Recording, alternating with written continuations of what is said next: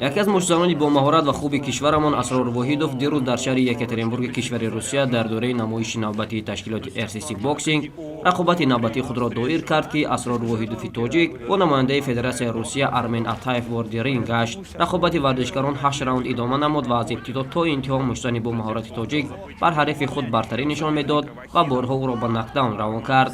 Асрор имкон дошт, ки пеш аз муҳлат ҳарифашро мағлуб бинамояд, вале баъди чанд нокдауни пайҳам намояндаи Русия то дақиқаҳои охир истодагарӣ намуд. Бидуни шак Асрор Воҳидов дар охир бо қарори якдилонаи доварон дар ин рақобат ба пирӯзӣ даст ёфт. Ин 11-мин пирӯзии Асрор дар фаъолияти варзишиаш мебошад. ӯ ҳамчунин як маротиба шикаст хӯрдааст.